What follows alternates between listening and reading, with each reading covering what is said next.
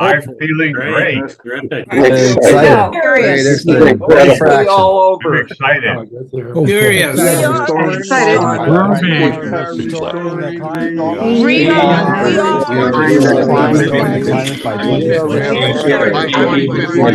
By 2050. Restoring the climate by 2050. We are restoring restoring the climate by 2050. We are restoring the climate by 2050. Yeah.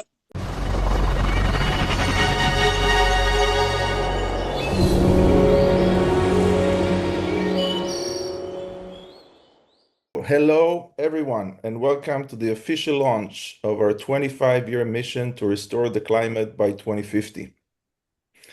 I've been saying that over and over, and I still feel too small as I say it, right? So one of the things we're going to do today is practice. This is going to be our mission for the next 25 years.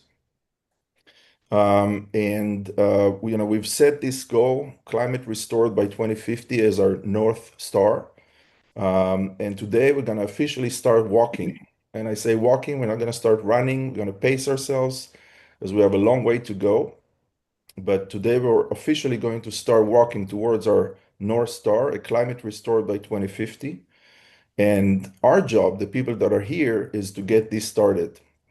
It's likely that others will finish the job, but we are here and it's up to us to get started. And I think the big insight here is that this is not a new project. This is not just a mission, right? This is a new context for being. And so before we begin, I'd like to invite Chuck Tomaselli to say a few words about climate restoration as an idea whose time has come. Go ahead, Chuck. Thank you, Ilan. It's time to make climate restoration an idea whose time has come. What's that mean exactly? Before you became a parent, parenthood was something you thought about. You read the books, you had the opinions, you made the plans. That was parenthood as content. Something you could agree with, disagree with, prepare for. But the moment a child arrived, everything shifted. Parenthood became a context. The way you lived your life. It wasn't just something you did, it became a space from which you lived. Every choice, every moment, every plan now existed inside the reality of being a parent. Starting today, and for the next 25 years, we will be living in a new reality. We are restoring the climate by 2050. Every choice, every moment, every plan. For future generations and all humanity. Thank you for joining us. Thank you. Thank you very much, Chuck. So we understand that this is not just a mission, this is not just a project, this is a transformation of us as human beings. This is a new context for being who we are people who restore the climate, who are restoring the climate. And to support this transformation, we would like to share with you a 5-minute video that kind of recaps the last few months, the moments, the people, the excitements, the announcements, to get us really connected on the heart and the soul level. So please, if you have a cup of tea or you brought your popcorn with you, sit back and enjoy the ride.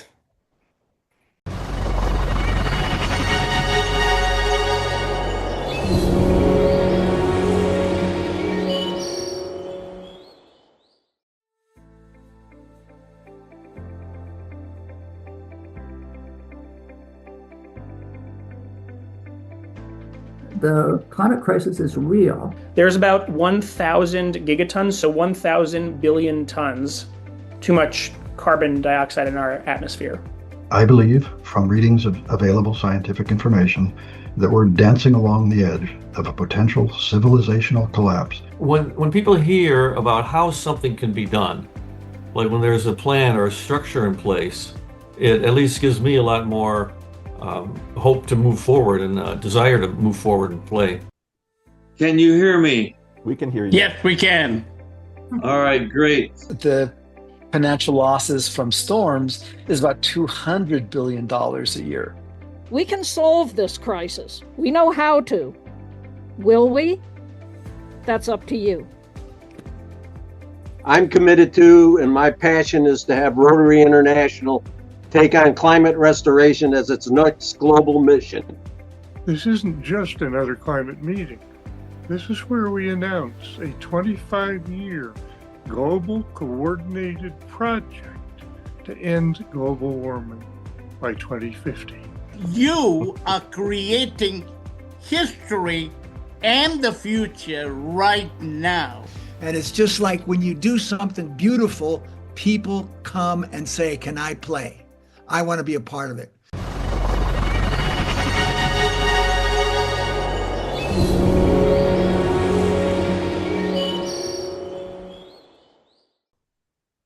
Hello and welcome to the Climate Restoration Community Mobilization. My name is Ilan Mandel. I will be your Climate Restoration Central Coordinator. And so first, let's talk about the why.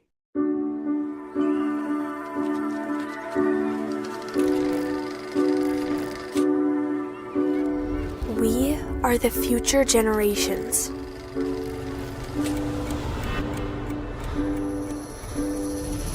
We do not vote, so governments don't prioritize us. We do not pay taxes, so we are not in the budget. We do not buy products, so corporations ignore us.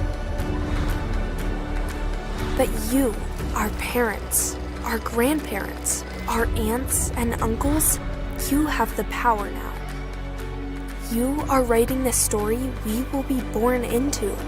Will it be a world of chaos and collapse, or one of restoration, beauty, and life? We ask you to be bold, to stand up for us when no one else will, to make the choices today that will give us a tomorrow. Join the Climate Restoration Alliance. Sign the Climate Restoration Resolution. Fund the projects that restore the climate.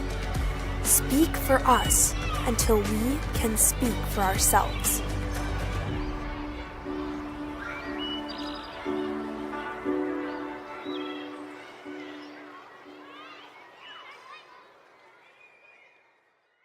We are writing the story they will be born into. Restoring a safe CO2 level by 2050, about $1 billion a year. We can do that. Boy, it sure looks really, really doable to me. We have mobilized our community. We are now in a 2.5 months mobilization process, and we want to be ready for January 2026 to start the 25-year project to restore the climate. This is very, very exciting. This is an exciting moment to be among the founders of the Climate Restoration Alliance. We're the people that are going to make this happen. I am from India, and thank you for the kind invitation to join the Ocean Iron Fertilization Committee. This is the most important meeting I have ever attended in my life. Thank you for the opportunity to play in the big leagues. It's unbelievable how big an opportunity there is to quickly grow, this movement. Well, I like exactly what the plan is. Oh my gosh, no, we have an opportunity here that is stellar. Make Earth great again. We should make it happen. Go with this new project. Go, go.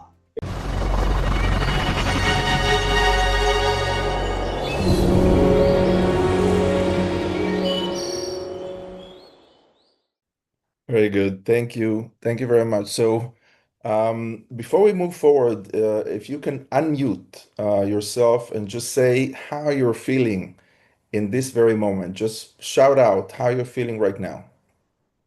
I'm feeling great. That's terrific. Excited. Excited. Curious. One fraction. I'm excited. Curious. Excited. Traumatized.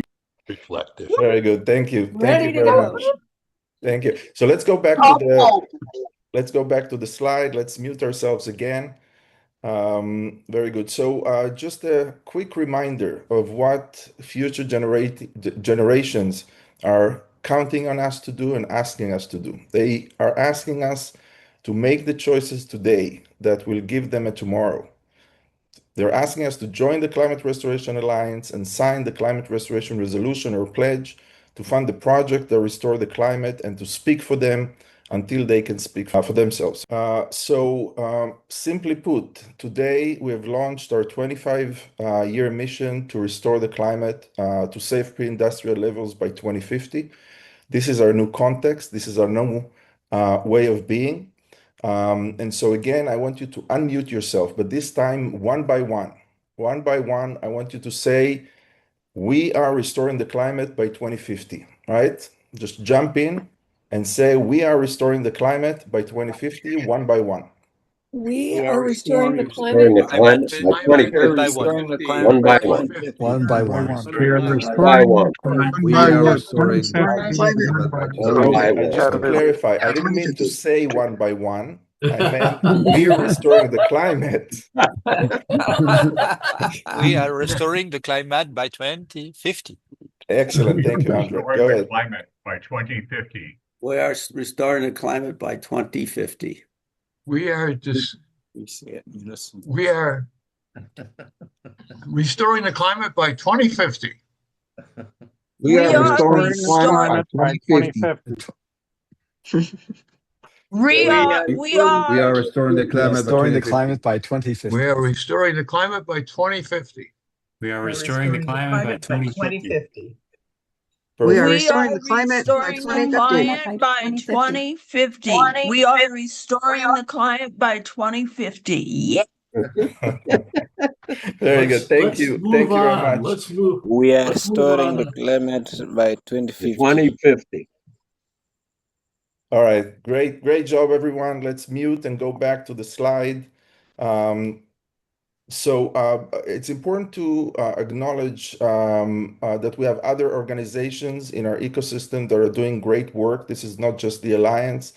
I want to acknowledge the Foundation for Climate Restoration for doing a great job all those years, and now they're getting ready to do a huge campaign to bring millions of people into climate restoration, and Deep Green, who's working on the implementation, and other organizations, I Am Humanity, that is not specifically talking about climate restoration, but that's a big part of their message. I would like to acknowledge and thank everyone for the great work that they're doing. Just to remind ourselves, the estimated cost to restore the climate is less than $1 billion, about $1 billion a year, so less than 1 cent per person in the US per day. Totally doable. Just to compare, Apple's marketing budget is $4 billion a year.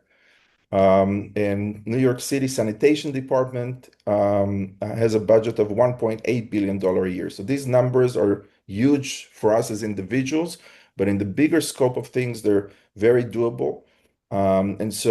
We say that we need about $25 million over the next 2 years to finish the development of the equipment and the testing and the pilots and the permitting and so on.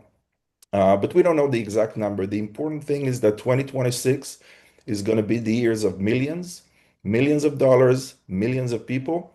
And in 2027, if everything goes well, we'll get to tens of millions of dollars for climate restoration. So we're going to make that happen. Next slide, please. I'm going to invite Peter, our movement leader, and visionary that created the field of climate restoration, to talk about our main climate restoration pathway, which is localized ocean fertilization. Go ahead, Peter, and please explain this new name. Great. Okay, Alon, thank you. And everyone, thank you for being here. We have 68 people online and a lot who have asked for the recording. It's just remarkable. I'm very excited. And it's great having other organizations coming in at this point. A lot of you have heard about ocean iron fertilization. Localized ocean fertilization is a specialization of that, specialized for restoring the safe climate by 2050. The idea is we want to get CO2 back below 300 by 2050, and we have to remove 60 gigatons a year to do that. The math for that is pretty easy. You can see it in my book. And to get 60 gigatons a year, we have to do the equivalent of 3 or 4 removals like happened after Mount Pinatubo, which was a downwelling eddy. Mount Pinatubo erupted in 91, and the following year, about 18 gigatons of CO2 were removed from the atmosphere, which was the first year in the records of CO2 since 1958 that we had net zero, and also the last one until 2030. That's our commitment. So what happened is in the ocean, most of the ocean is blue, and the way nature removes massive amounts of CO2, such as in the Ice Age cycle, is with photosynthesis. And to get the photosynthesis going, you have to have the nutrients as well as the water, plenty of water. But the critical nutrient that's missing in much of the ocean is iron. And if you add iron almost anywhere in the ocean that's blue, it'll turn green. But if you want it to remove the CO2, because turning green means that you have photosynthesis happening, and it's like with trees. But if the vegetation can be removed from the surface, then the carbon is stored in the deep ocean for thousands of years. And we see on the diagram here, a downwelling eddy pulls the algae, the phytoplankton, down into the depths where it gets stored for thousands of years, just like in the Ice Age cycle. So it's really quite simple. It's the same thing that nature does, except that we only do it in the downwelling eddy. So it's very efficient. It's about 10,000 times more efficient than just putting iron into the ocean, as a dust storm does, or your random volcano. Now, if the volcano is in the right place where the downwelling eddies, like in Pinatubo, then you get this phenomenal effect of removing tens of gigatons of CO2. So the way we do it is by providing the iron from the back of the ship, as you can sort of see in the diagram there, and in the right place and the right time. We save a lot of money from if you read about it in the literature. The scientists are very interested in what happens in the ocean because it makes very good science papers. From the climate, of course, the climate happens primarily in the atmosphere. So you can see in the diagram the 2 buoys, which have CO2 sensors. So by measuring the impact on the atmosphere of the CO2 removal, then we can optimize and calibrate the whole system. And as Ilan said, the cost of it is about, looks like it'll be between $500 million and maybe $2 billion, but we call it $1 billion a year to provide the iron and distribute it in probably 50 downwelling eddies spread around, primarily in the tropical parts of the Pacific. And I think that's the whole story. It's really quite simple. We're calling it localized ocean fertilization. I've realized that there are a lot of people who have been working on climate for 50 years. And when they think about ocean iron fertilization, they think of it as in the way that the scientists first described it, where they would replicate a dust storm which distributes the iron randomly across the ocean. And in this case, by studying the volcano, we discover, you only need to do it in the downwelling eddy, and that's less than 1% of the ocean area. And that cuts the cost down, as I said, by a factor of 10,000. And that's why it's practical finally. So when you discuss it, we're now discussing it always as localized ocean fertilization. Because if you Google the OIF, the ocean iron fertilization, you'll get lots of misleading information because they're doing it they described it in a method that's 10,000 times less expensive, less efficient, 10,000 times more expensive. And if done badly, it turns the whole ocean green, which is too much change. Like, who wants that ecological change? We want to do it little by little. So I hope that's not too long an explanation, Alon. No, that was perfect. Thank you. And you'll see in the chat there is a link to a community update we did last year about the science and engineering of, back then we called it OIF. And there is also a link to Peter's recent article that explains LOF in detail. Let's go to the next slide. So again, right, our mission, that's our new context for being the 25-year mission to restore the climate. But realistically, the next 5 years are going to be most crucial. Once we develop the infrastructure and the methodologies and the science and the engineering and everything that we need, and we scale up by 2030, then we have 20 years to restore the climate. Our focus is on the next 5 years. And those 5 years are critical, not just because of the climate, but because of other things that are happening around the world. And so it's very important to get going.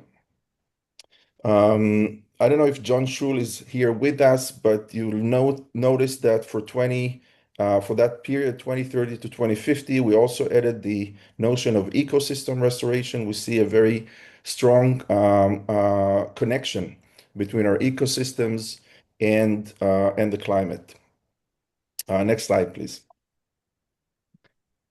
So over the next 5 years, that's our mission, is to build the climate restoration system, taking input as people and money and partnerships, organizations, a little bit of iron, and then somehow creating the operation, what we call the industry, so that eventually we'll be able to implement LOF around 50 sites globally. Next slide. And so from these 5 years, right, our focus right now during the launch is the next 6 months as we prepare for the scale up by 2030, creating the plans, the teams, and of course, raising the money that we need to implement the plan. In April, we're going to have the second Climate Restoration Summit, and I would like to invite Marcus to say a few words about that. Marcus, go ahead. Good morning, everybody, and thank you for the opportunity, Alon. So one of the other members of the climate restoration community is we do something at what used to be called Earth Day Dallas, but it's now called EarthX, and it will be on the 21st of April in Dallas. You can register early for a discount and get an additional discount by using our coupon code, which is Restoration, all caps. This is going to be a presentation of climate restoration being imminent. Now, what Elon and the Climate Restoration Alliance is launching is the first step in this long process. And so we want to showcase people who are actively doing the restoration. We're going to be inviting some different independent companies to come out. And I don't have many confirmations yet. Captain Heinrichsen, I want to let you know I will be reaching out to you. He's with Positive Polar. They're doing a particular climate restoration initiative. There's Deep Green Solutions, which took over the Buoy project from the Climate Restoration Alliance. They're getting an experiment ready to do some ocean fertilization, and we'll be looking for more donors. They're a nonprofit. And we would like to invite all of you. I'd like the Climate Restoration Alliance to present as well at EarthX to show the work that's being done. And again, that's going to be on April 21st. I'd like you all to be there. We have about 100 seats worth of capacity, and our coupon code is, again, Restoration, all caps.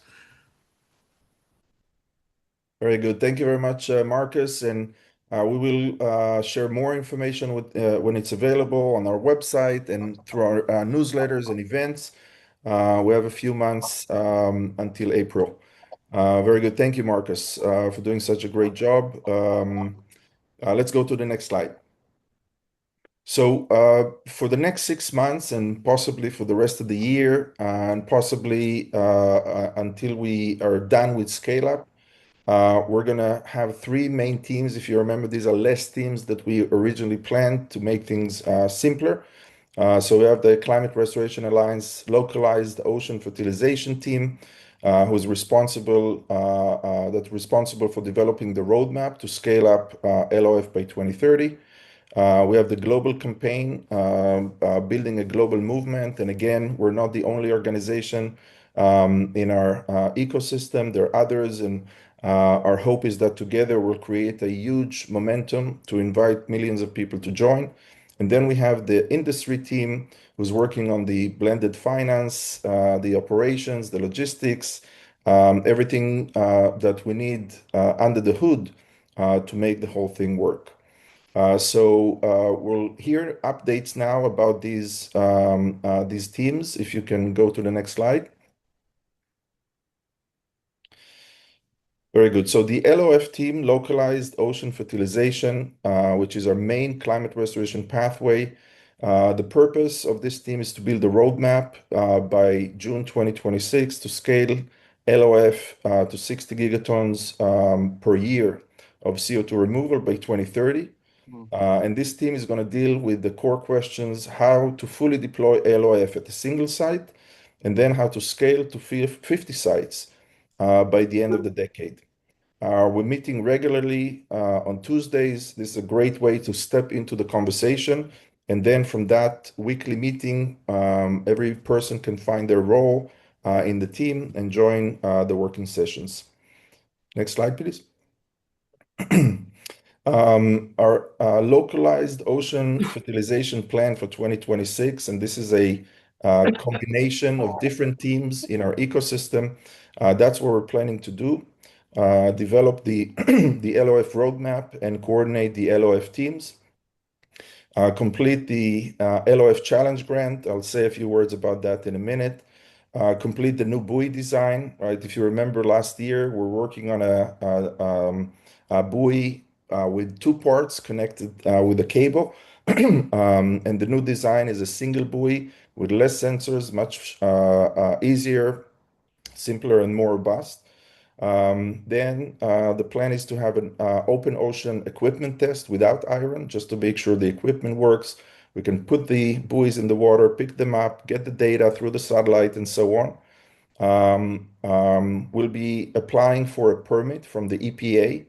We'll work on developing the localized ocean fertilization certification protocol so that we can show stakeholders, investors, buyers of carbon credit, whoever the client is, that we can show that this is actually measurable and verifiable CO2 removal. We'll be exploring the implementation of LOF as a for-profit company. Right now, all of the work that we're doing is under non-profit organizations.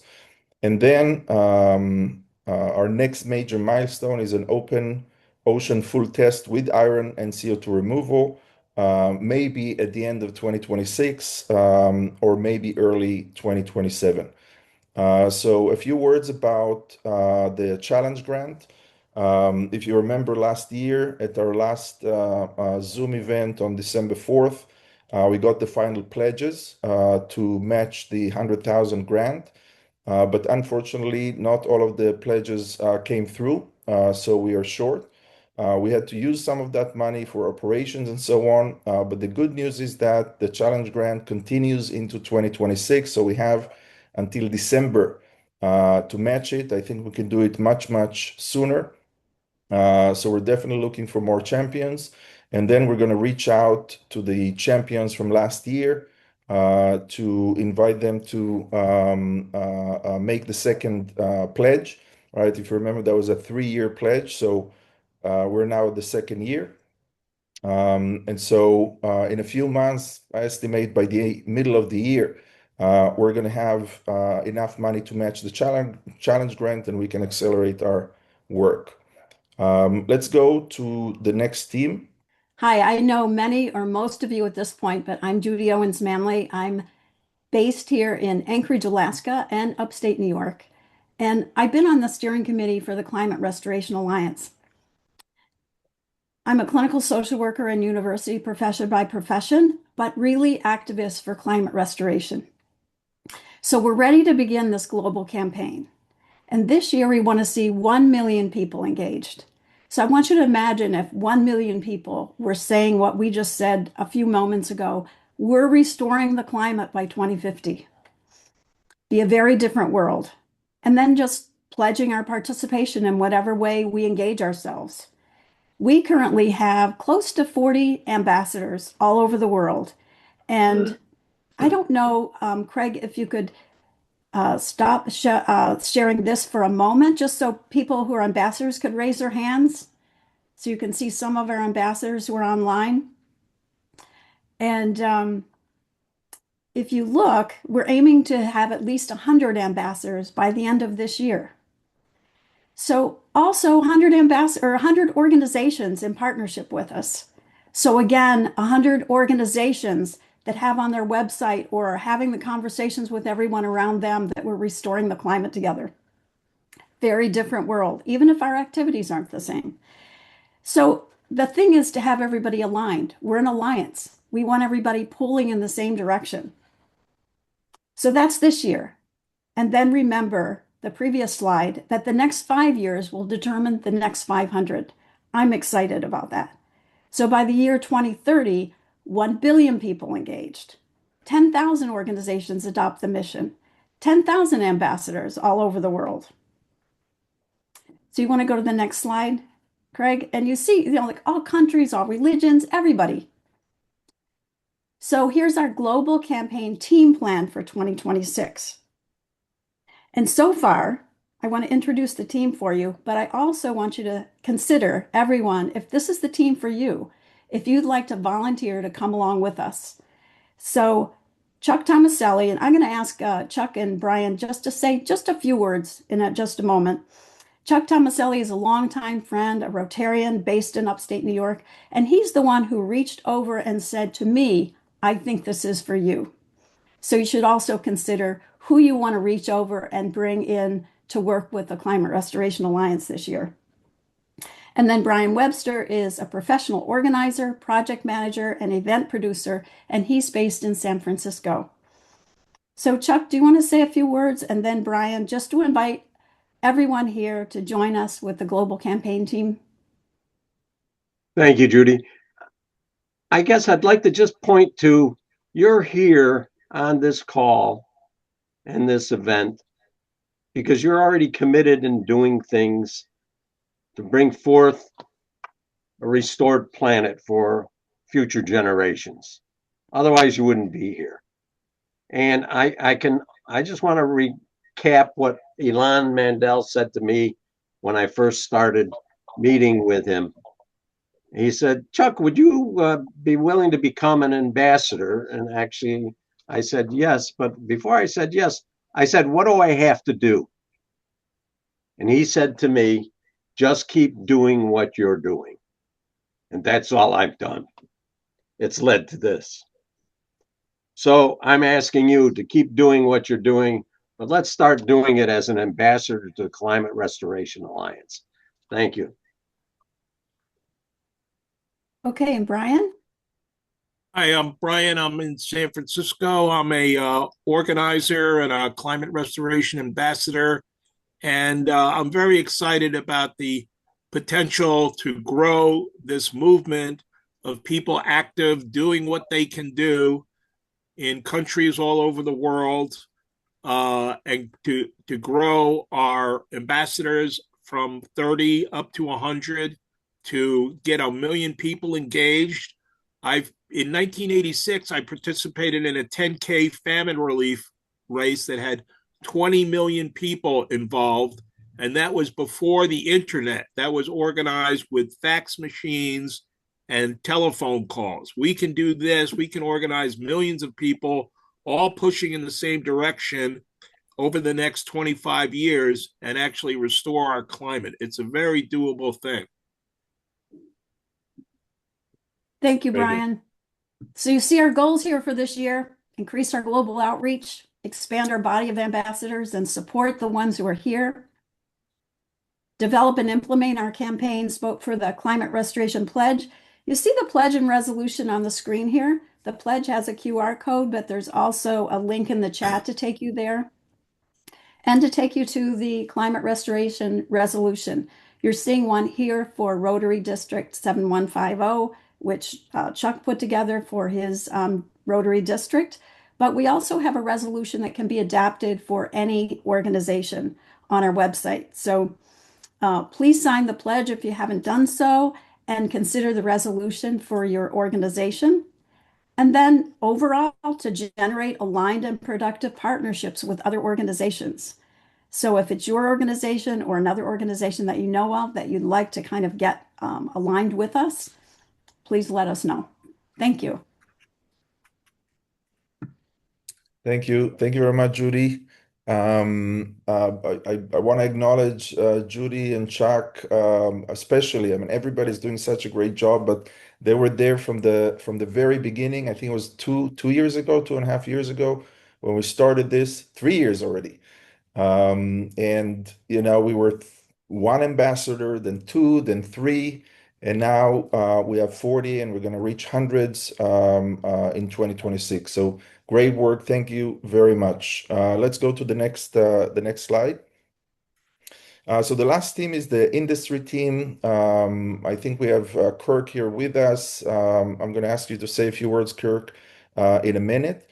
The purpose of this team is to organize and coordinate the emerging ecosystem of companies, investors, technologies, and professionals restoring the climate. And here are some of the things that we're working on, right? The concept of restoring the climate, doing localized ocean fertilization as a company. There are advantages of doing things as a nonprofit, but there's also advantages to do things as a for-profit company. Obviously, profit is not the driving factor here, but if we can show that we have clients that want us to restore the climate, then we can also get investors, and that will accelerate our funding. So there's at least two teams working on different variations of that. We're also working on the Togo Climate Restoration Center and Bamboo Project. I believe we have Mr. Konlambig here from Togo. If you're still with us and want to say a few words, you will get the chance.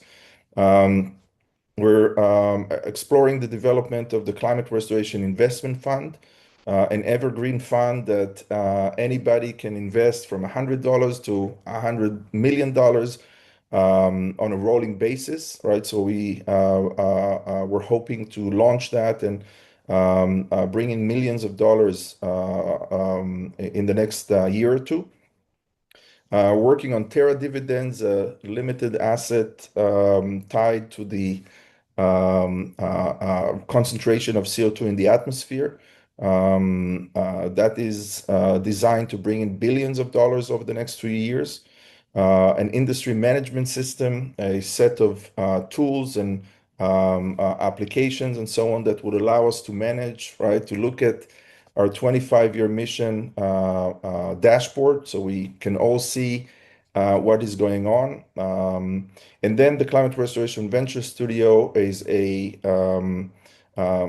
production line for projects and companies. So these are the things that we're exploring. And in a couple of slides, you will have the opportunity to join any of those teams. There are links on the website that we will share. And if LOF or the global campaign or the industry team, is that something that is calling to you and you want to play a part in shaping it and building it, then please reach out. You can also write in the chat or use the links that we have there to request to join the teams. Kirk, do you want to say something? Yeah, sure. Thank you. So this is about the industry team. I'm a businessman and entrepreneur and now a philanthropist, I guess. And I'm really excited about the mission we've undertaken here. And one of the key elements, obviously, is going to cost a lot of money to restore the climate. And who's going to pay for that and how? And what we're looking for in the industry team is to find a way to have this be profitable. Meaning that it's obvious that people everywhere are going to benefit from the restoration of the climate, but we need some big players who are willing to step up right now and participate. So what we're creating in this industry team is looking at what are the structures, who are the people, how can we locate and court these businesses. And one of the key ones, for example, would be the insurance industry, because they're very future oriented and they're very aware that they're getting hit by climate disasters all the time. So that's something we're interested in engaging in, and certainly there are other sectors too. So if this is something that interests you, it's very creative, very entrepreneurial, very exploratory at this phase, but you're welcome to join us. And if you happen to be an insurance executive or you know somebody who is, I'd love to talk to these people and learn more about what their needs are and how we can partner with them to have the climate be restored. Thank you. Thank you very much, Kirk. Very good. So as you've heard, we're still continuing with our existing programs. We would like to have more monthly donors. So if you're not a monthly donor yet, please look for the link. The amount is less important than the number of people that are making a monthly donation. We're also, like we said, looking for additional champions. We'll talk about what a champion is and so on, so that we can match the challenge grant.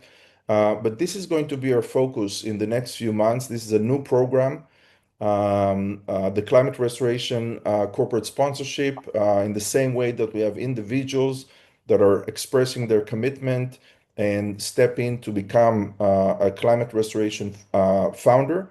We also are now going to invite companies to become climate restoration corporate founders.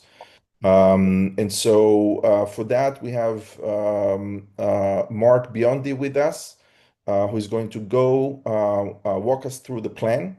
And we're going to be reaching out after this meeting and over the next few weeks to each one of you, the founders and our supporters, in order to engage with you and introduce you into this plan. So Mark, please go ahead.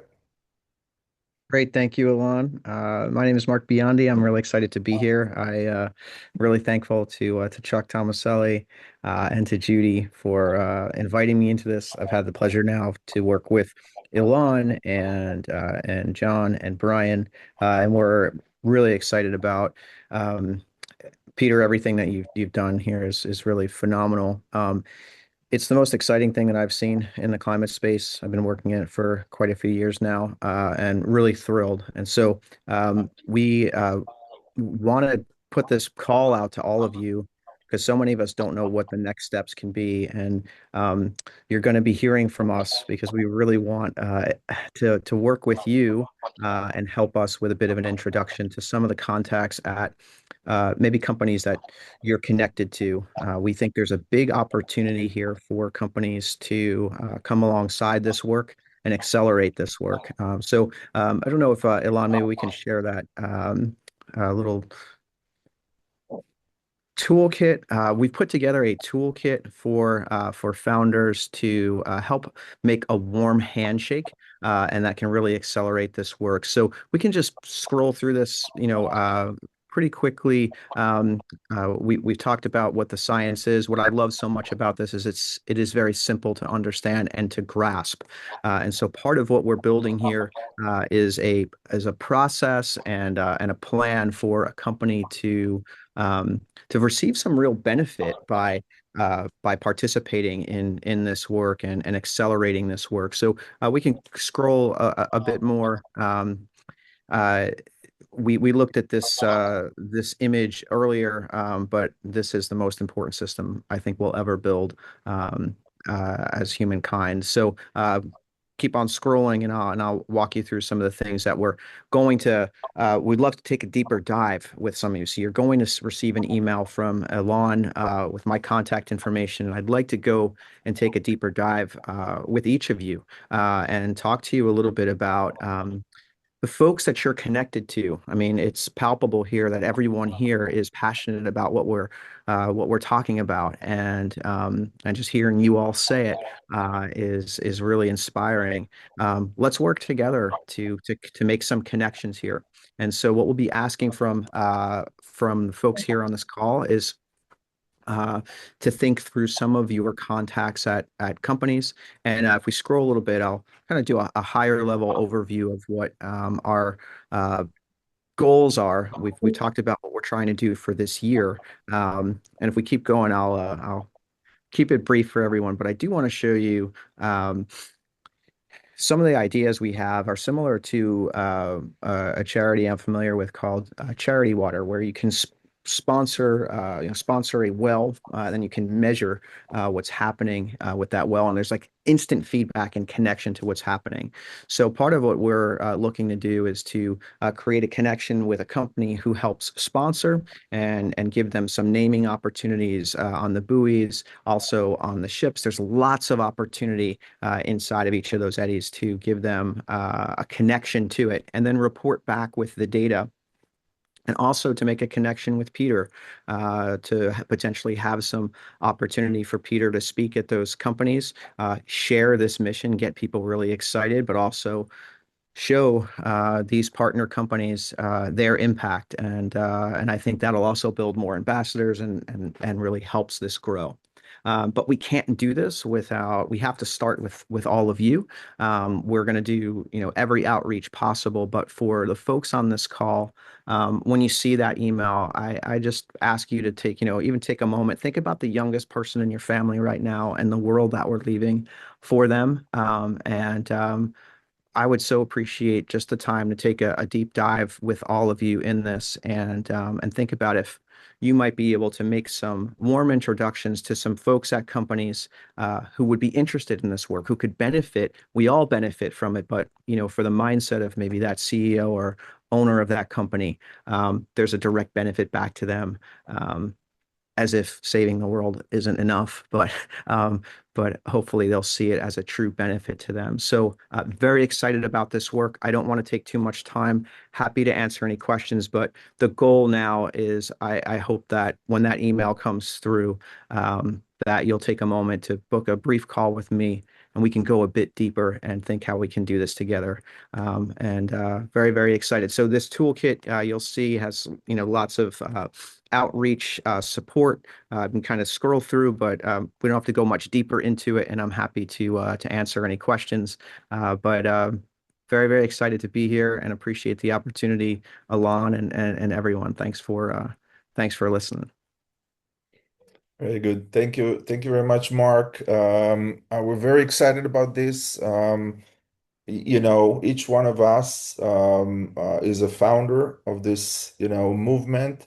And think about, the impact that we can create individually. Now think about the impact that companies can create with their employees, with their financial capabilities, and so on. So that's going to be our focus for the next few months, is to bring a handful of companies to be the first ever corporate sponsor, corporate founder of climate restoration. Thank you very much. Let's go back to the, before we move forward, do you have any questions for Mark? And while we were thinking about these questions, if you have any ideas or you know some people and so on, you can put your name and your thoughts in the chat or respond to the email we're going to send after. If you have a question, raise your hand. Specifically for Mark, we're going to have Q&A session for everything else at the end, but I just want to make sure that this is getting all the attention that we need. Any questions for Mark? No questions. Very good. So we will continue. Let's go back to the deck. Okay. Well, you didn't give me a chance. Oh, okay. Mark, can you put a link to the slides you just flipped through? Where do we find this text? Yeah, so I believe Alon's going to have that in the email that he sends to you all, so you all receive that Okay, thanks. in email, and happy Good to enough. answer any questions. I'll drop my email as well in the chat for y'all, okay? Very good. Thank you, Karen. So yeah, I don't see if you just raise your real hand. If you can use the raise hand of Zoom, then I will get a notice. So anybody else has any questions? I'm old. I'm limited technically. Thank you. Very good. Okay, so we're moving on. There's going to be an opportunity to ask more questions at the end. Craig, if you can go back to slide 16. Very good. So at this point, I wanna invite John Hacker, a new friend that joined our team a few months ago, and is already making a difference in various ways. John, will you introduce yourself? Yeah, great to be with you today. I'm joining you from Washington, D.C.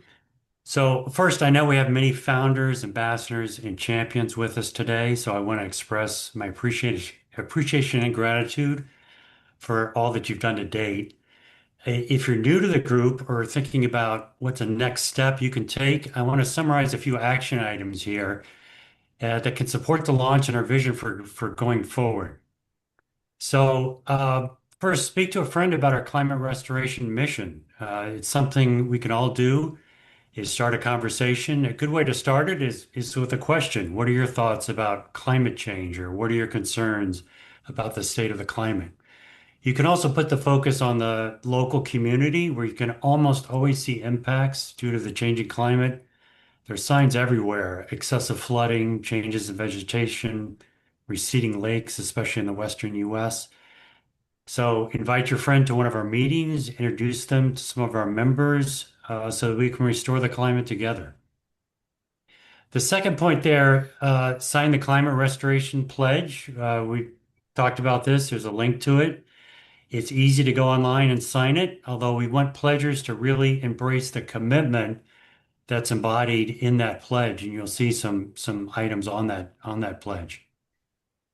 Third is introduce us to a corporate leader or business owner who might support climate restoration. Mark mentioned this, that he'll be reaching out to founders about this item. If you know someone in a leadership position in a company, or perhaps a successful small business owner, people you think who might be interested in supporting us, please let Elon or Mark know. Involving the business community is really critical to our success. According to Morgan Stanley, with one survey, globally, 88% of companies view sustainability and addressing climate as a potential driver of long-term value. So there's a lot of interest out there among the business community in what we're doing. We want to tap into that. Next, if you work for a company, ask them to consider supporting climate restoration. One way to do that is see if your company might support a matching campaign where contributions of each employee is matched by the company, and it's a good way to involve everyone in the company in climate restoration and get them to be aware about what we're doing. We just talked about several of the teams. So if you have some time, our teams are where implementation happens, where the rubber meets the road. We mentioned the 3 priority teams: the localized ocean fertilization, the global campaign. Judy talked about that, the industry team. So please reach out to us, to Elon, to Judy, if you're interested in working on some of those teams. And then becoming a monthly supporter of climate restoration. Those monthly donations help Climate Restoration Alliance have a steady stream of income, whether that's $10 a month or $100 a month. I believe if you contribute $100 a month, you become a founder. So consider that as well. So we're a new group, although this work has been going on for a while. We've got a critical mission, so every person who is and gets involved makes a real difference for us.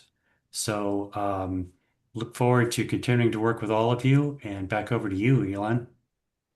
Thank you. Thank you very much, John, for this presentation and everything you do. Harvey, did you want to say something or ask something? Yes, there's a very simple thing that you can do, is that when you pick up a magazine and there's an article in there already about global warming, drop a note to the editor, drop a note to the writer saying, hey, that's old hat. Let's talk about, write an article, please, about climate restoration. And it's a very small thing to do, but it can be very impactful. Thank you. Thank you very much, Harvey. Very good. So let's go to the next slide. Good. So this is what the forms look on our website. You can see the form on the left, which is actually on the right on the website, is an opportunity to volunteer with the organization. So we're looking for people that can help with operations, with program management, fundraising, and so on. And then the form on the right, which is at the bottom on that page, the link that you see here, that you see in the chat, this is a form to join one of the three teams, the LOF team, the Global Campaign team, or the industry team. So the link should be in the chat, and you can use that now or later if you would like to join any of the teams. Let's go to the next slide. So again, we've mentioned it several times. Our focus right now is on corporate sponsorship, but we're still and always looking for more climate restoration founders. So these are the levels that you can step into Climate Restoration Angels at a commitment of $100,000 a year for 3 years. Climate Restoration Champions, $5,000 a year for 3 years.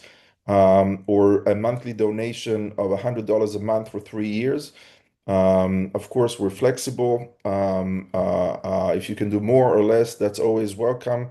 And any amount gets us closer to 300 ppm, Restore Climate, and Aquila Earth. So again, if you're considering becoming a champion or decided that you want to become a champion, reach out. We would love to have you. Next slide, please. These are our upcoming events. On February 12, there's going to be the second Climate Restoration Ambassador Gathering for 2026. This is going to be a monthly event from now on, only for ambassadors. On February 19, we'll have the second Climate Restoration Community Update for the year. And again, this is going to be a monthly update so that we're all up to speed on what's happening. You can use the QR code on the right or the link in the chat to register for the next event, February 19. Same time, 9 a.m. Pacific, noon Eastern. And then there's a new institution that we started just before the end of the year. And I want to thank Judy for holding the space for these Wednesday meetings at 8 a.m. Pacific, 11 a.m. Eastern. It's a drop-in call for ambassadors that want to connect and be empowered and share their work, but also for new people who are considering becoming an ambassador or stepping into our community and so on. I don't know, Judy, if you want to put that link in the chat, but this is something that we're going to share on the website and in newsletters and so on. So I'll just give you one more minute to copy the link or scan the QR code so you are already registered for our next community update. Very good. Next slide. So that's it. That's our presentation for today. The mission to restore Earth has begun. It's a 25-year mission to restore the climate by 2050. But again, 25 years is a very, very long time. There's probably going to be other people on that Zoom in 2050 when we raise a toast after we've succeeded to restore the climate. But our focus is on the immediate future. That is the first step of the mission. The next 5 years will determine the next 500. And what we, as a group of founders, as the initiators of this movement, our focus is on the next 6 months, getting the teams in place, doing the fundraising, and having a very robust and solid plan to scale up by by 2030. So I want to thank each and every one of you and acknowledge you for what you're doing and what you will be doing. The presentation is now complete, and we can remove the deck and start the Q&A session. So please raise your hand if you wanna speak, and then we will call on you. In the meantime, I want to share a few questions that people asked during the registration, and I saw at least one question. I was able to see a question in the chat about the technology readiness level of LOF. So I don't know if Peter, you want to take that answer, but let's start with Kirk. Go ahead. Thank you. Excellent presentation, and thank you, everybody. I'd like to propose, and I'm curious, hopefully this is welcome, but the LOF, I know what it means. I think everybody here now knows what it means, but I undertake to train myself to not use that term, to always say localized ocean fertilization, because that's the phrase that we want to be promulgating into the world. And so that's just a suggestion that I'm proposing here, to always use the phrase localized ocean fertilization, because that actually means something. Thank you. Thank you very much, Kirk. So while we're waiting for more people to ask questions, let's see what we have over here. So Peter, did you want to answer the question about the TRL level? No, because I haven't studied it. So the question is, I don't have it in front of me. Would you read it? It's, can you tell me the technical readiness level of LOF, localized ocean fertilization? It's hard to say because it has been demonstrated at scale already by nature, and then our job is to replicate what nature is doing. And yeah, and I'll get back to you on our next call with a way to describe it in terms of TRL level. Because as I said, it's been done, and now the question is, how close are we to replicating it? And I'll get back to you on that. Very good, thank you. So Philip, do you have a question? Go ahead. Yeah, I posted this in the chat, and Marcus has given me a heads up that Deep Green is addressing this issue, but I just wanted to present it here. There are some international protocols, the London Convention, London Protocol, and the Convention on Biological Diversity, that are right now largely aligned against doing the kinds of things you're talking about. So the question is, what are you doing in terms of becoming members of those and completing their required assessments to make sure that you will have the permission? Because the current administration in the US is not aligned with these kinds of things and has shown a proclivity to shoot boats out of the ocean. Peter, would you like to take that? Yeah, I can address that. Excellent question, Philip. Becoming members of those organizations is a great idea, and one we had not yet considered. And I can see Alon is writing that down on his list. So that's excellent. And perhaps you can work, and Alon can work a little bit on figuring out how to make that happen.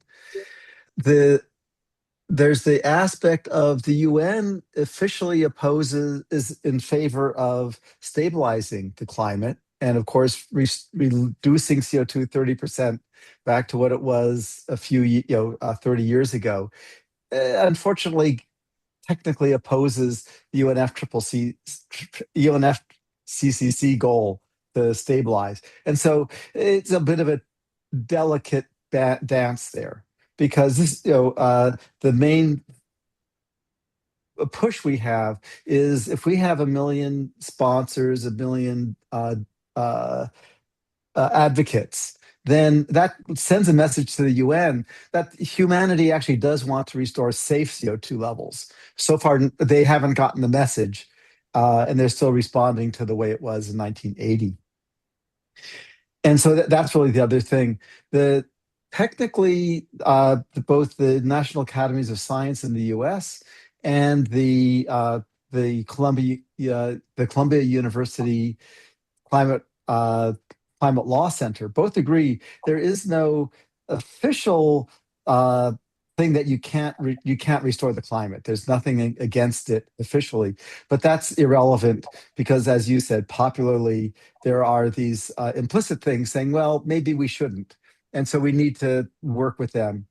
But so we're working on both sides, getting the public demand for it, so the officials realize that people really do want to restore safe CO2 levels, and then I see no opposition. I've talked with the heads of the London Protocol and one of the originators of the UNFCR, I forgot the name of it now, the other one. And they're all totally in favor of restoring a safe climate personally, but they're stuck inside the infrastructure of the UN, which said officially that they're not supporting that. And so we need to shift that with personal relationships. So Philip, again, I hope you'll work with us and make that happen. Yeah, I wish you well on that journey. It's going to be a long one, I'm afraid. Well, it starts with the first step. Very good. Thank you. Thank you, Peter. Karen, please go ahead. Hi. So when I first, interesting call to be on, I was invited by Chuck Tomaselli. I've been hearing about this for years. I am not all on board with all of you, but I needed to learn more. The last time I looked seriously at climate restoration, there were multiple strategies proposed. So I'd like a little background about how you got narrowed down to a single one. And then I want to know whether localized ocean fertilization, where is that with the consensus science of the IPCC? In the past, they've endorsed some pretty far out things. Is this on a list of something the consensus science out of the IPCC is willing to entertain? Well, I suppose I should handle that one as well. So, Okay. Karen, thank you. It's great seeing you again. Thank you for your hard work with the Rotary and so on. You've been doing it for much longer than I have, so thank you for that. As many steps backwards as forwards, unfortunately, but unfortunately, yes, we can't afford to give up. Yes, exactly. So why LOF? As the years have gone by, and it's been about 4 years since Carol and I drafted the first book, we've learned a lot. And so we've learned a lot about ocean fertilization and how to replicate it, and what actually happened in 1992 when we had net zero, when the planet had net zero. No one knew that. That was never discussed in public before about 2.5 years ago. And so once we discovered that we actually have an example of removing the CO2 at the scale we need, that created a tremendous focus. And so bottom line is any successful method has to be affordable. And so we have a cost analysis, which simply says that there's very little likelihood that the whole Pentagon budget could be attributed to climate. There's no evidence on our planet that that's ever going to happen. 1/10 of the Pentagon budget could be allocated by corporations, and that gives us a top level limit of about $100 billion a year for climate restoration. And so then we need to remove almost 100 billion tons a year. And that tells us that if the budget's $100 billion and we have to remove 100 billion tons, if you divide 100 billion by 100 billion, you realize that we need to find a method that can remove the CO2 for less than $1 a ton. And the only way you can do that is in the ocean. And it turns out what we've learned in the last 2 years is that the only place in the ocean where you actually remove a lot of CO2 is in these downwelling eddies, these localized downwelling eddies. And that's why all of our focus now is on the localized ocean fertilization, because nothing else has any visible chance of operating at the given scale. and the advantage of localized ocean fertilization is it's been done many times. So it's always much safer to do something that's been done safely already.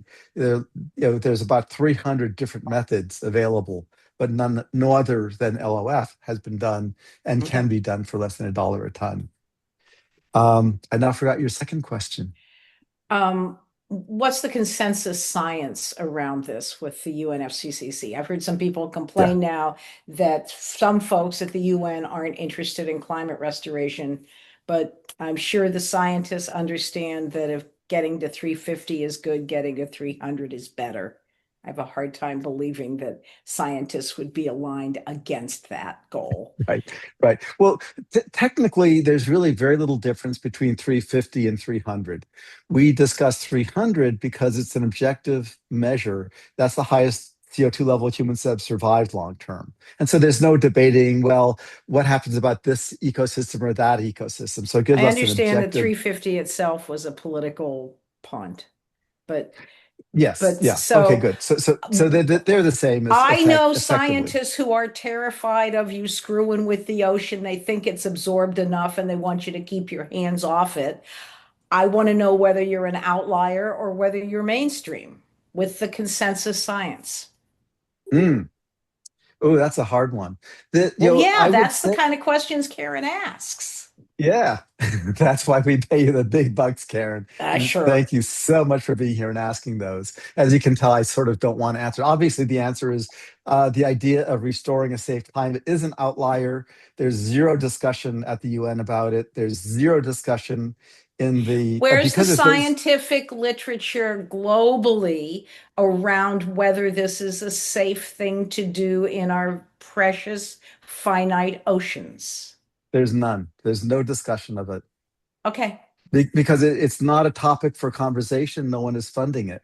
The only thing you can get funding for officially is for net zero. And I had a good discussion with a former Biden official in this area. And I said, well, there are a lot of these methods which are $1,000, $2,000 a ton, and there's no evidence they can get scaled below maybe $150, probably $300 a ton. And at that cost point, if you wanted to restore a safe climate, it would take most of the global budget on the whole planet. And that's not going to happen. And she said, yeah, it's interesting, Peter, as a scientist and a scientist program manager, we've never discussed cost. In science, you just want to do the science. You're not asking engineering costs. She says, that's really interesting because I'd never discussed that in my whole career. And that opened my eyes because I've never been a paid scientist. I've always been, I'm a astrophysicist by training, but I've always been doing it on the engineering side. So the answer is no, there's zero interest at this point in restoring a safe climate because there's no money in it. And that's, again, why we're raising money. But the scientists who put the IPCC out, they're scientists, pure scientists, not driven by, it's a bit Pollyanna of me, but the 600 or 800 global scientists who work on the IPCC, they're not all driven by money. They are interested in feasibility. Where are they on this? They like biochar, for God's sake. Right. So biochar, you can make money doing biochar, and there are a lot of companies making money doing biochar. Biochar will never move the needle on atmospheric CO2 levels. If you do the math, it will. I don't disagree. That was just an example. Yeah, and I'm not getting the answers I'd hoped for, but I'm gonna not badger you anymore. Yeah, the point is it's off the table. The IPCC has a charter, and there's nothing in that charter about reducing CO2 levels, much less to 350, much less to historically safe levels. It's outside their charter. They don't discuss it. It's really that simple, Karen. All right, thank you. It's a very important conversation, and very we important. may have to continue it beyond the scope of this event. Thank you all for your tolerance of the banter. Vic, please go ahead. Okay, so I'm Vic Comfer. I hope you can hear me. All right. Yes. Okay. Very briefly, I just want to introduce myself, and I have also put my email in the chat. I'm a documentary filmmaker and have had the privilege of interviewing Peter Fikowski and Carol Douglas and Mindahi Batista, an indigenous spokesperson for climate restoration out of Mexico, and a number of other people. And we expect to have this film, which is 57 minutes, ready in February. And I'd be very happy to share it with people if you want to review it, either in a group context like this or individually. If you would like to be in touch with me, I put my email in the chat, vicomfer@comcast.net, and I'd be very happy to hear from you. The film really looks at the science, which Peter describes very eloquently, most of which you've heard today, but also some other really climate-friendly ways in which CO2 is drawn down, kelp farming, for example, many other things. So please feel free to be in touch. And I'm so pleased to be part of your meeting today. It's a real pleasure. Thank you. Very good. Thank you, Vic. That sounds like a great, great opportunity, and we'll definitely be in touch. There was a question here from the chat that I want to bring up. The question was, what was the assumption about emissions between now and 2050? So the short answer is that, we say we need to remove 60 gigatons of CO2 per year. And if you do the math, 50 gigatons per year times 20 year, that's a trillion ton, right? So that's what we say we need to remove. And then the extra 10 gigatons is to offset the emissions that we won't be able to eliminate completely, right? So that's the simple math. Is there any other assumptions, Peter, or anybody else that we want to share at this point about emissions? Well, I'll say a little bit that emissions are going to go down. People are switching to electric vehicles and electric heat pumps and so on. That is an unstoppable future, but that'll be way too slow. And the very good news is the cost of LOF, for example, is something like 1% of the cost of switching over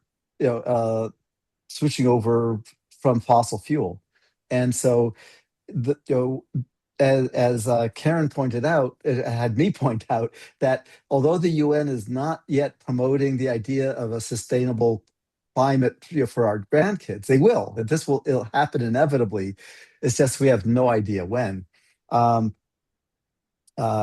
of us who are committed, and I thank you, Alon, for organizing all of this. Those of us committed to restoring safe CO2 levels, the mechanism that's 100 times faster than anything else is what we're doing, which is the localized ocean fertilization. Very good, thank you. And we have to continue the decarbonization. The good news is there is no choice. That is to say, even if you fall asleep at the wheel, you'll still decarbonize because someone's going to stop selling you the gasoline that you want. Very good. Thank you. Andre, go ahead. So, good afternoon now, everyone, or most of you, because we have different times. I'm from Panama. I'm speaking from Panama. And, I'm mostly a translator, but I'm working with the International Financial Organization and about the question of governability. And here, for example, what you say, Peter, is perfectly agreed by everyone.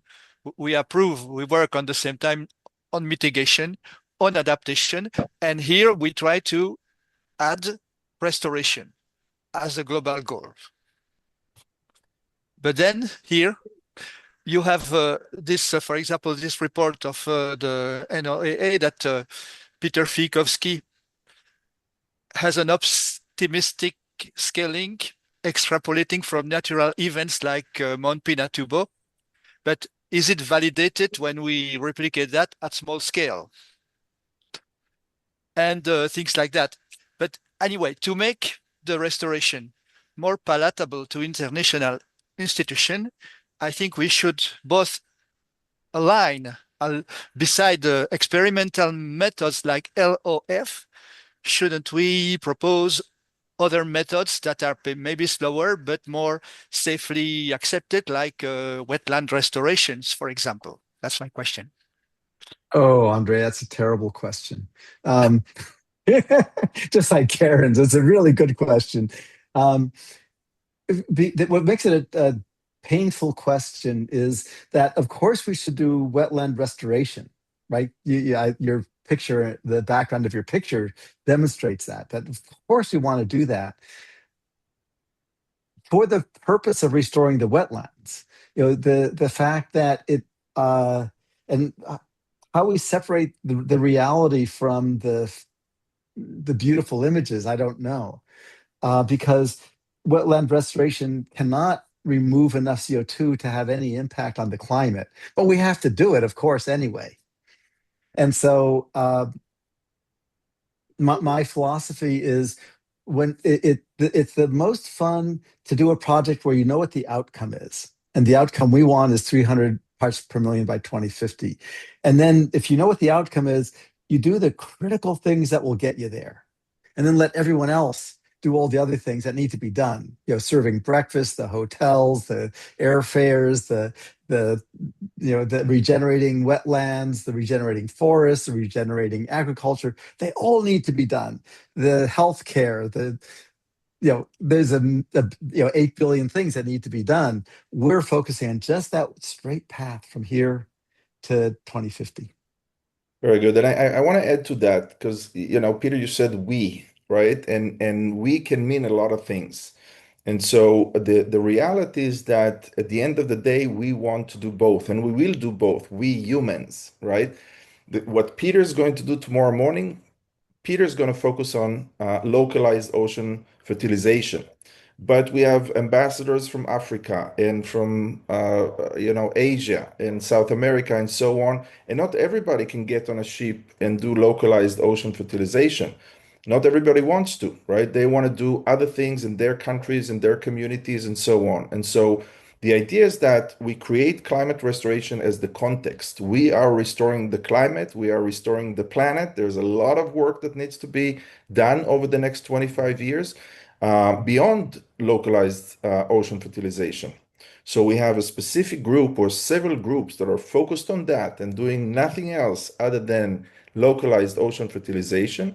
And then we also have the alliance, right? The convening place, a brand, right, if you will, where we invite everybody to play. If your heart is in the right place, your head is in the cloud, and your feet are on the ground, right? You're part of our family.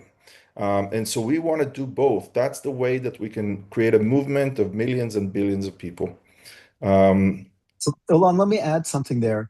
I've been working on this for our next book, and I had this insight the last couple of days that when you work on wetlands and all that, there's an optimism there because you only work on the wetlands and the regeneration of agriculture if you assume it will be around.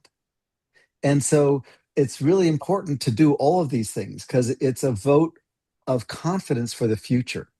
So there aren't that many people who will be working on LOF. It's going to be perhaps 1,000 or 2,000 people on the whole planet. But everyone else can do the vote of confidence, like you're saying, Ilan, and saying, we're planning on that succeeding. And when that succeeds, we're going to have to regenerate everything else. Let's get started on those things now. Very good. And this also speaks to a question from Kiza from Kenya. That asking how can local community, especially youth, actively participate in this climate restoration effort. So that's the way, right? The first step is become an ambassador of your community, of your solution, of your industry segment, and so on. Bring climate restoration to your area of the world, your faith, your family, your community, your business, right? And then slowly we understand how we can bring this all together to a global campaign that restores the the climate and natural ecosystems. Harvey, go ahead. We're at the end of the time. I want to acknowledge that the time is up, right? We're at 90 minutes, but I see there's a lot of excitement and enthusiasm. So we're going to stay here to answer all of your questions. Go ahead, Harvey. And I am also very enthused. It's so easy to get lost in the immensity of what we're doing, which is a paradigm shift for the entire world.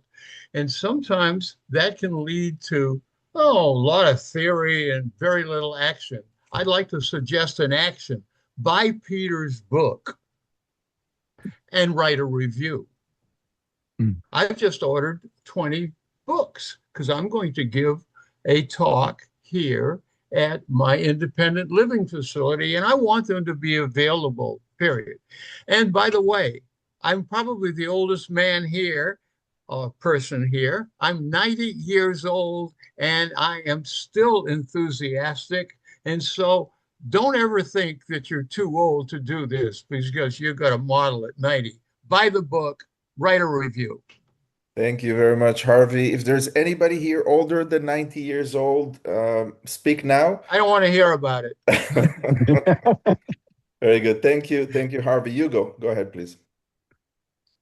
Yes. Hi. First of all, thank you very much for this opportunity. I just want to, I'm the founder of Positive Polar. I just want to support Peter's answer about the question that he did receive about how this is going to be accepted and socially accepted for not only the governments, also the people. And that is what we are going to do, helping the Climate Restoration Alliance. We are going to put the passengers into the ocean, and we will explain to them what is this localized ocean fertilization into the ships, and we will explain to them meanwhile they are sailing. So that is what we are going to do in Positive Polar. We are going to put the passengers in the ocean. They will have a good time, and they will also know, having a very good time, what is happening to the ocean and understanding this localized ocean fertilization, what is an eddy and everything. They will see it by his own eyes. So that is what we are going to do in Positive Polar, helping the Climate Restoration Alliance, bringing these passengers into the most pristine places on Earth, but also explaining to them what is an eddy, what is a local ocean fertilization. So happy to build this movement with you. I'm very happy to be here, and I hope that we can achieve that very important goal, that is have this social acceptance, that we can move this forward and finally restore our environment. Yeah, thank you very much. Just want to say that. Thank you, Hugo, and we wish you and your company and your team great success. And we're hoping that at some point we'll have all of our ambassadors go on a cruise with you guys. Thank you very much. Brian, go ahead. Okay, yes, I just want to say, as you know, working on the climate campaign and the movement building, that yes, as a campaign, our first project is focused on local ocean fertilization. But there's basically hundreds of companies and activists and professionals out there working on climate restoration. And they're working in basically 4 technological areas. One is local ocean fertilization, algae blooms for deep sea carbon storage. The other is synthetic limestone manufacture for carbon sequestration. The third is biological, which is seaweed permaculture and mangrove and tree forestation and bamboo and hemp planting. And then the fourth technological channel or area is CO2 direct air capture and atmospheric methane removal. So we are basically supporting all of the above, but with our early days campaign, we are focused on what we have identified as the most effective and the cheapest technological channel or strategy, which is local ocean fertilization. But it's basically an all of the above movement building effort. Very good. Very good. Thank you very much, Brian. Dr. Sukla, I'll be with you in a minute. I just want to read one more question from the people that registered. One of very interesting question by John German or German. Governance. What is the process for deciding what to do and how to do it? Verification, evaluation, audit, required reporting, and so on. So the issue of governance is a very important issue. Right now, we're working as separate organizations with its, every organization has its board or committee or whoever decides. Obviously, Peter has a strong voice in our leadership and direction. But we realize that, as our impact grows and there's going to be millions and billions of people potentially impacted by the decisions that are being made, we're going to need a much more robust governance structure. And so I just want to mention for those of you who don't know that about 3 years ago, we launched designed the Climate Restoration Safety and Governance Board. And worked on it for a few months and now sit in COP27 in Sharm. And now it's kind of on the shelf waiting for us to reactivate it when we need to, right? And so bring in the elders, the indigenous people, and so on, because at the end of the day, we can't have a small group of people making decisions for everybody else. We've seen this before, and it doesn't always end well. Very good. Dr. Sukla, go ahead. Yes, thank you for the opportunity. I would like to ask a few things. Firstly, what is the optimal iron concentration for localized iron fertilization? And how do iron additions stimulate the phytoplankton blooms? And which species seem to be more effective for this purpose? Well, hello? Yeah, I can. It's actually easy to answer all those questions, Dr. Sukla. The answer is we don't know. And so we do know that every time anyone puts iron in the ocean, where there's very little phytoplankton grows. Which species grow? Of course, it depends. Every time you do it, you get a different answer. So I'll say it's difficult science. It's virtually impossible science because every time you'll get a different answer. So Does the this level. lead to competition, sir? Does this lead to competition between the species of phytoplankton? Probably. The science is essentially infinitely complicated. I'm sure you've done work in natural science and earth science, and every answer you get is a local answer, and it's important, and the understanding is important. The good news is that we can implement, just like farmers can actually plant, they can grow crops almost anywhere. And they usually do a bad job the first year or two until they learn in their locale how to do it.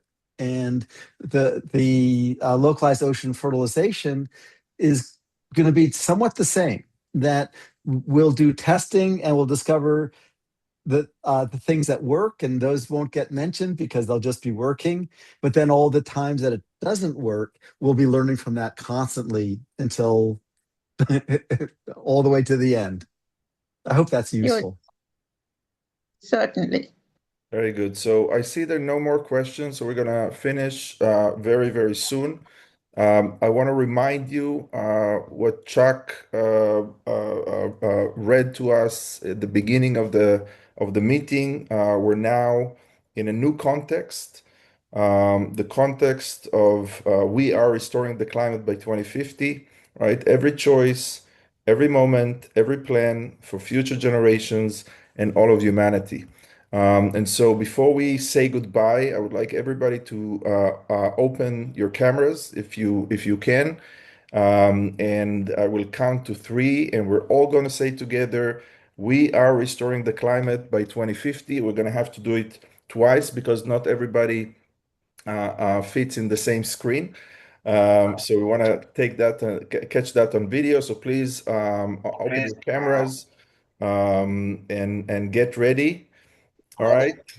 And unmute, of course. Unmute yourselves. Everybody unmute, open your cameras. Very good. All right. Ready? 3, 2, 1. We are restoring the climate by 2050. We are restoring the climate by 2050. We are restoring the climate by We are restoring the climate by 2050. We are going to restore the climate Other by species are 2050. restoring We are the climate. restoring the We climate are by going to restore 2050. the climate by 2050. All right, We we're are going to try this again. We are We haven't restoring rehearsed. We are restoring. We want to We are stay restoring the all climate by together. 2050. Donga, I love your kid over there. He's so cute. All right, so let's try it Hey, again. And Donga. we say it all at the same time. And the words are, we are restoring the climate by 2050. Ready? 3, 2, 1. We are restoring the climate by 2050. By 2050. 2050. Very good. Now let's do it We again are for the people in restoring the the other climate screen. by 2050. Ready? 3, 2, 1, go. We are We are restoring the restoring climate the climate by 2050. Where's my picture? Very You good. know, Thank there's you. always latency. There's Yes, always yes. latency. Let's blame it on Zoom. Yes, it's the internet. It's their fault. Very good. Thank you so much for being with us and for staying with us and for your commitment and for your passion and for your actions. Thank you very much, and we'll see each other in the next update, February 19.